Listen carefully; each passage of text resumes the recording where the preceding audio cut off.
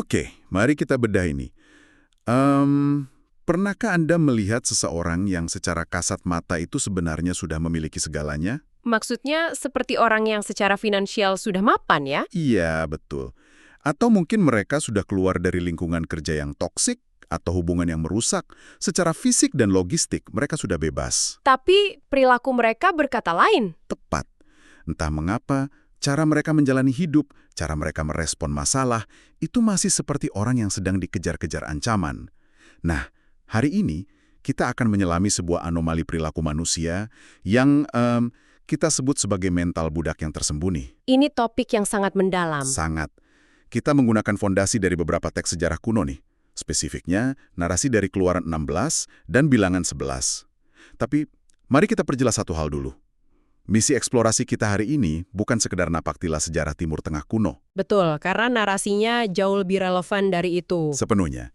Kita membedah teks ini karena di dalamnya terdapat semacam cetak biru dari fenomena psikologis yang sangat relevan dengan Anda yang mendengarkan hari ini. Pertanyaan utamanya adalah, mengapa seseorang bisa secara fisik sudah sepenuhnya bebas, tetapi secara mental ia masih hidup seolah-olah terpenjara di dalam sel yang gelap? Hal yang sangat menarik di sini adalah narasi tentang bangsa Israel yang baru saja keluar dari Mesir. Ini sebenarnya adalah studi kasus psikologi massa yang paling sempurna. Coba kita lihat landscape-nya sebentar. Silakan, mari kita bangun konteksnya. Anda memiliki jutaan orang yang baru saja mengalami pembebasan paling epik dalam sejarah mereka. Secara geografis, secara fisik, mereka sudah melewati batas negara. Tidak ada lagi cambuk di punggung mereka. Tidak ada lagi kerja paksa membuat batu bata ya? Iya, di bawah terik matahari yang menyiksa itu. Mereka sekarang bernapas sebagai manusia merdeka, tetapi analisis dari teks ini menunjukkan sebuah realitas klinis yang mengejutkan. Struktur kognitif mereka, lalu respon emosional mereka, dan cara mereka memandang diri sendiri, itu sama sekali belum beranjak dari Mesir. Masih tertinggal di sana. Tepat. Ini membuktikan bahwa sebuah sistem yang menindas itu bisa mengakar dan menciptakan ekosistemnya sendiri di dalam pikiran seseorang. Perbudakan itu ternyata bukan sekedar tentang di mana tubuh Anda berada. Melainkan bagaimana arsitektur pikiran Anda telah dibentuk oleh masa lalu itu. Jujur saja ya, saat membaca bagian awal dari narasi ini, ada hal yang sangat tidak masuk akal buat saya. Bagian yang mana tuh? Manusia itu kan pada dasarnya dirancang untuk menghindari rasa sakit dan mencari kenyamanan. Itu insting bertahan hidup yang paling dasar kan? Betul. Itu biologi dasar kita. Nah, bayangkan ini. Bangsa ini sedang berada di padang gurun dalam perjalanan menuju tanah yang dijanjikan. Sebuah masa depan yang cerah. Tapi, bukannya antusias, mereka justru mengeluh. Dan yang paling gila menurut saya, mereka merindukan Mesir. Memori yang terdistorsi. Ya, pikiran mereka sepertinya melakukan semacam trik manipulasi memori. Bagaimana mungkin mereka tiba-tiba melupakan rasa sakit akibat dicambuk? Bagaimana mereka bisa menghapus memori tentang penindasan brutal, generasi yang hilang, tapi entah kenapa, memori mereka sangat tajam ketika mengingat makanan. Karena makanan adalah simbol dari kenyamanan fisiologis. Tapi pertukarannya tidak masuk akal. Teks ini secara spesifik mencatat mereka menangis, literally menangis, karena merindukan ikan, mentimun, semangka, bawang prei, dan bawang putih di Mesir. Rasanya logika saya menolak ini. Memang terdengar aneh. Bagaimana mungkin otak manusia bisa membenarkan rasa rindu pada tempat penyiksaan hanya karena semangkuk bawang putih? Reaksi Anda sangat wajar, karena dari luar itu terlihat seperti kegilaan yang sama sekali irasional. Tetapi, mari kita bedah mekanismenya dari sudut pandang neurobiologi dan psikologi trauma. Jawaban dari anomali ingatan ini sebenarnya terletak pada satu kata saja. Apa itu? Ketidakpastian. Oke, ketidakpastian. Padang gurun adalah representasi visual dari ketidakpastian absolut. Tidak ada jadwal yang jelas, tidak ada sumber air yang pasti di depan mata. Semuanya bergantung pada langkah demi langkah. Anda tidak tahu apa yang akan terjadi besok. Tepat. Dan ketika manusia berhadapan dengan ketidakpastian ekstrim seperti itu, sistem saraf pusat kita, khususnya amigdala kita, akan membunyikan alarm ancaman yang sangat kencang. Dalam kepanikan neurobiologis itu, manusia memiliki kecenderungan bawaan untuk mencari homeostasis atau keseimbangan. Jadi mereka mencari pegangan. Ya, dan ironisnya, pikiran yang sedang panik akan selalu merindukan masa lalu yang familiar, bahkan jika masa lalu itu penuh dengan penyiksaan. Tunggu. Jadi, Anda mengatakan bahwa otak mereka lebih memilih disiksa, asalkan itu bisa diprediksi, daripada bebas, tapi tidak tahu apa yang akan terjadi besok. 100%. Karena masa lalu di Mesir itu menawarkan satu hal yang sangat mahal bagi otak yang sedang cemas, yaitu kepastian. Menjadi budak itu memang mengerikan, tetapi itu memiliki ritme yang pasti. Anda tahu kapan Anda bangun, kapan Anda bekerja. Anda tahu persis jam berapa Anda harus bangun. Anda tahu bahwa Anda mungkin akan dipukul, dan Anda tahu bahwa pada akhirnya akan ada ransum makanan yang dibagikan. Kepastian dari sebuah penderitaan itu seringkali diproses oleh otak sebagai sesuatu yang jauh lebih aman daripada ketidakpastian dari kebebasan. Itu mengerikan sih kalau dipikir-pikir. Otak memproses penyiksaan sebagai sesuatu yang aman. Karena otak mereka melakukan kompartementalisasi, mereka mengunci trauma di ruang bawah sadar dan memproyeksikan ilusi kenyamanan masa lalu sebagai mekanisme pertahanan. Itulah mengapa ada satu kutipan dari analisis teks ini yang menurut saya sangat brilian. Seseorang bisa keluar dari Mesir, tetapi Mesir belum tentu keluar dari pikirannya. Kalimat itu, wow.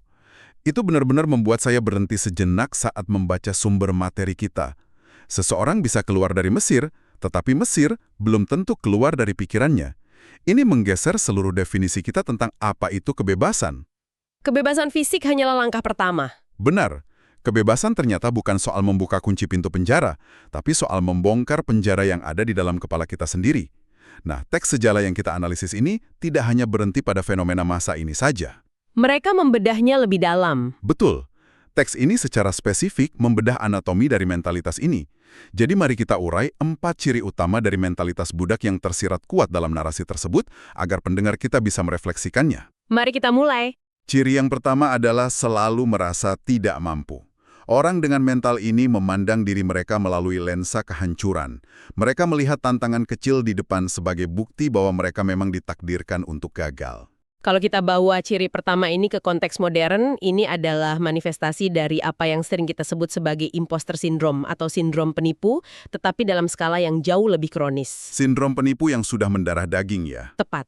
Ketika identitas seseorang telah diremukkan oleh penindasan, entah itu oleh orang tua yang sangat otoriter, bos yang manipulatif, atau sistem sosial yang diskriminatif, mereka kehilangan agensi atas diri mereka sendiri. Mereka tidak merasa memiliki kendali atas hidup mereka. Iya, sekalipun Anda menempatkan mereka di posisi direktor atau memberi mereka otonomi penuh, suara internal atau self-talk mereka masih menyanyikan lagu lama. Seperti saya tidak pantas berada di sini. Atau sebentar lagi semua orang akan tahu bahwa saya ini bodoh dan tidak tahu apa-apa. Mental budak melumpuhkan potensi bukan karena kurangnya kemampuan secara teknis, tetapi karena narasi internal yang terus-menerus memveto kemampuan tersebut. Penjelasan yang sangat masuk akal, dan saya rasa itu langsung bersinggungan dengan ciri yang kedua, yaitu hidup dalam ketakutan yang konstan. Kalau kita lihat dari teksnya, bangsa ini selalu panik setiap kali persediaan air sedikit menipis atau ketika ada musuh di kejauhan. Reaksi default mereka itu selalu histeris. Semuanya dianggap sebagai akhir dunia. Nah, bukankah wajar jika manusia merasa takut saat berada di padang gurun yang buas?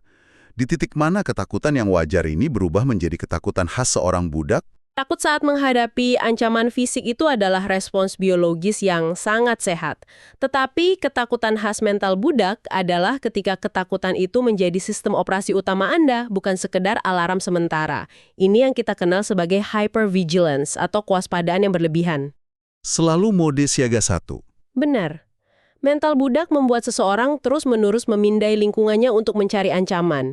Bahkan ketika ancaman itu tidak ada, mereka hidup dalam mentalitas kelangkaan atau scarcity mindset. Mereka takut besok tidak ada makanan, takut ditolak, takut mengambil keputusan. Kenapa? Karena seorang budak tidak pernah memiliki kendali atas hari esok.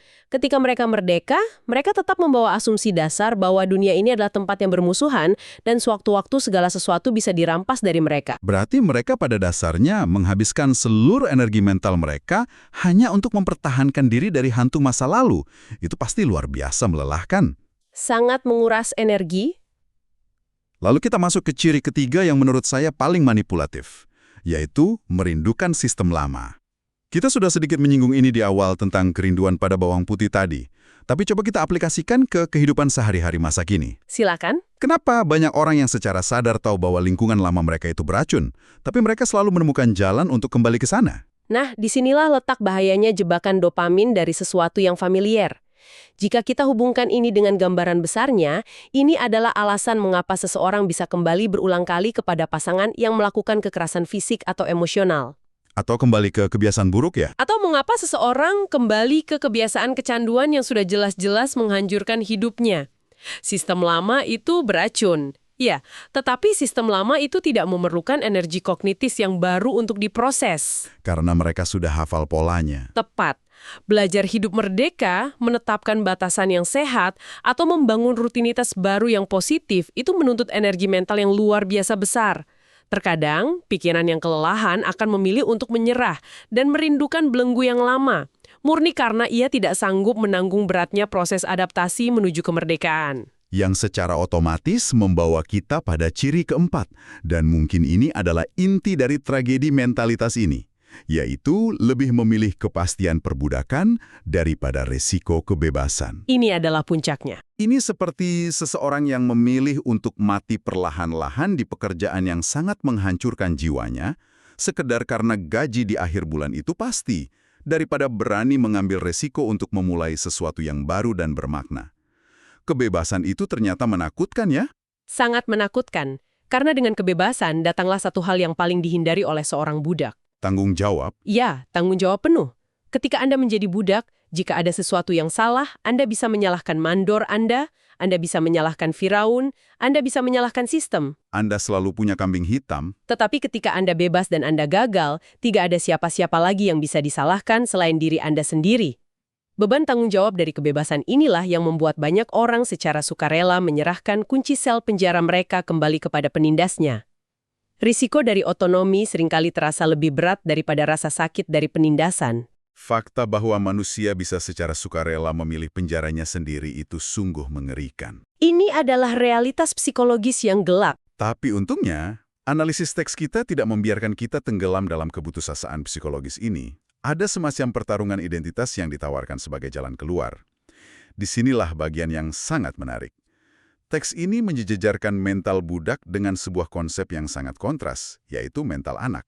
Ini pergeseran paradigma yang penting. Dan perlu digarisbawahi untuk Anda yang mendengarkan, istilah mental anak di sini sama sekali bukan berarti kekanak-kanakan. Ini berbicara tentang status kepemilikan. Ini berbicara tentang perbedaan antara seseorang yang bekerja untuk bertahan hidup dengan seseorang yang mewarisi sesuatu.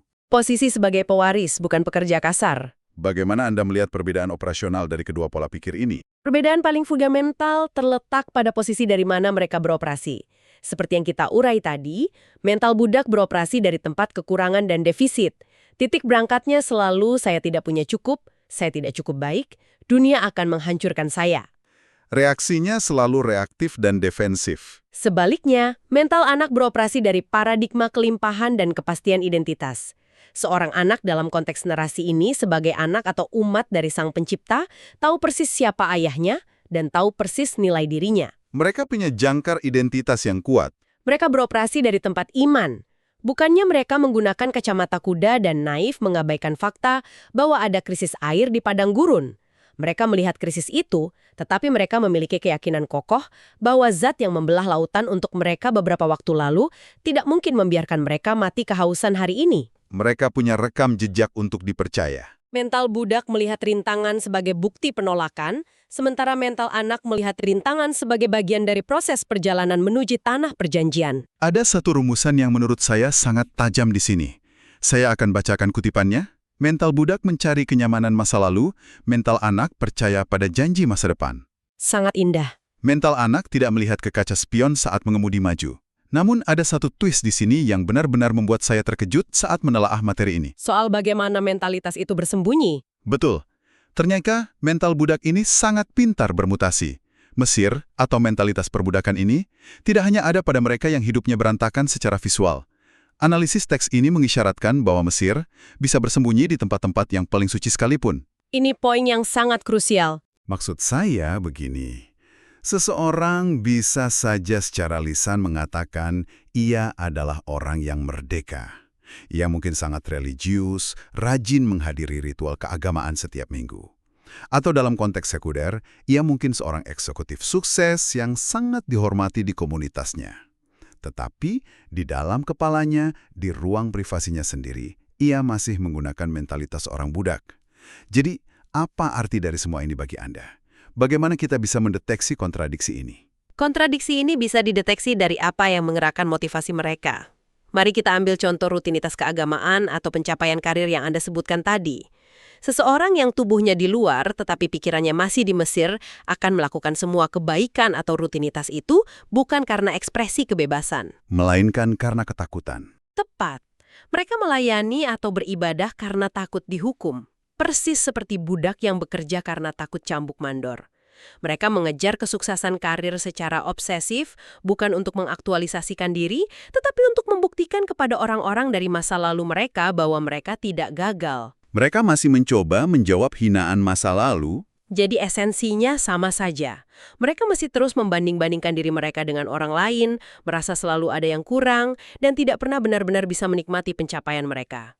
Ini adalah bentuk perbudakan yang paling tragis, menjadi aktor yang memerankan orang bebas. Wow, menjadi aktor yang memerankan orang bebas? Anda memakai pakaian orang merdeka, Anda berbicara dengan kosakata orang merdeka, tetapi sistem saraf Anda masih beroperasi layaknya seorang tahanan.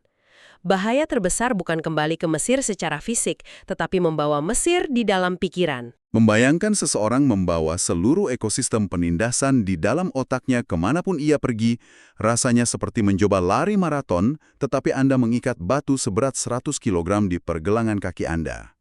Lalu, apa solusinya? Kita butuh pembaruan. Jika perubahan lokasi geografis tidak menyelesaikan masalah, jika kebebasan finansial atau kebebasan fisik tidak cukup, bagaimana kita memformat ulang hard drive di kepala kita ini? Disinilah narasi sejarah tersebut terhubung dengan sebuah prinsip krusial dari teks Roma 12 ayat 2 yang menyajikan langkah pemulihannya. Prinsip itu berbicara tentang transformasi melalui pembaruan pikiran. Pembaruan pikiran. Dalam disiplin psikologi modern, ini sangat selaras dengan apa yang kita kenal sebagai terapi perilaku kognitif atau CBT. Anda tidak bisa sekadar menyuruh seorang mantan budak untuk berpikir positif. Trauma mereka terlalu dalam untuk sekedar afirmasi dangkal seperti kamu pasti bisa. Tepat. Pembaruan pikiran berarti secara aktif mengidentifikasi malware atau kode virus di dalam otak Anda. Seperti pikiran saya tidak berharga, lalu secara sengaja menimpanya dengan kode dasar yang baru. Dalam konteks narasi ini, kode dasar yang baru itu adalah kebenaran tentang identitas spiritual mereka. Jadi, ini bukan tentang mencoba mengubah perilaku luar, melainkan membongkar asumsi dasar tentang siapa diri kita. Perilaku adalah buah, pikiran adalah akarnya. Ketika pikiran mulai diperbarui oleh narasi kebenaran bahwa Anda sekarang adalah seorang anak, seorang ahli waris, bukan lagi budak, barulah lensa Anda melihat dunia ikut berubah. Cara kita merespon masalah pun akan berubah. Pasti. Rasa aman Anda tidak lagi bergantung pada situasi eksternal, seperti cuaca di padang gurun, tetapi pada identitas internal tersebut. Kebebasan sejati dimulai ketika pikiran diperbarui oleh firman atau kebenaran. Bukan melarikan diri dari realitas yang keras, melainkan memiliki kapasitas internal untuk merespons realitas tersebut sebagai orang yang sungguh-sungguh merdeka. Kebebasan sejati dimulai ketika pikiran diperbarui oleh kebenaran. Sungguh sebuah pergeseran paradigma yang fundamental. Kita telah membedah perjalanan panjang, dari kepanikan di padang gurun ribuan tahun lalu, menembus lapisan-lapisan psikologi trauma, hingga tiba di ruang-ruang pikiran kita sendiri hari ini. Perjalanan yang sangat relevan. Sekarang saya ingin mengajak Anda Anda yang sedang mendengarkan, untuk melambat sejenak. Jika Anda sedang menyetir atau mencuci piring, dengarkan pertanyaan ini, dan jawablah dengan jujur di ruang kedap suara dalam hati Anda. Apakah masih ada Mesir di dalam pikiran Anda hari ini? Sebuah pertanyaan yang menuntut kejujuran absolut. Di balik semua gelar, senyuman, dan kesibukan yang Anda tampilkan, apakah Anda sebenarnya masih dikendalikan oleh ketakutan yang konstan? Apakah Anda diam-diam masih merindukan pola hidup lama dan kebiasaan beracun yang familiar? Hanya karena kebebasan yang ada di depan terasa terlalu tidak pasti? Atau sebaliknya? Iya, ataukah Anda hari ini benar-benar percaya bahwa Anda sedang dipimpin melewati badai ketidakpastian ini menuju sesuatu yang jauh lebih besar. Kita bangun sendiri. Ini memunculkan satu kesimpulan penting dari apa yang sebenarnya sedang terjadi di balik layar sejarah tersebut. Silakan. Jika kita menganalisis narasi besarnya, kita akan menemukan bahwa tujuan akhir dari Sang Pencipta bukanlah sekedar evakuasi fisik. Mengeluarkan bangsa itu dari Mesir mungkin hanya butuh waktu 1 malam. Cepat secara fisik. Tetapi pekerjaan yang jauh lebih kompleks, operasi bedah yang jauh lebih menyakitkan adalah mengeluarkan Mesir dari dalam hati dan pikiran umatnya. Mematahkan rantai di tangan itu mudah, tetapi mencabut akar mentalitas perbudakan dari dalam struktur kognitif manusia adalah pekerjaan transformasi seumur hidup. Mental budak ini bersembunyi di dalam pikiran dan membuat kita menolak kemerdekaan. Tapi pernahkah Anda berpikir tentang dampak generasionalnya? Jika perbudakan fisik mewariskan kemiskinan materi, perbudakan mental mewariskan kemiskinan jiwa. Mewariskan trauma. Tanyakan pada diri Anda. Jika hari ini Anda terus-menerus memilih rasa aman dari ketakutan Anda, jika Anda terus menolak untuk memperbarui pikiran Anda, dan lebih memilih kenyamanan Mesir dalam pekerjaan, pernikahan, atau cara Anda memandang diri sendiri, apakah Anda sadar bahwa Anda sedang mewariskan sel penjara yang sama kepada orang-orang di sekitar Anda? Kepada anak-anak kita. Benar.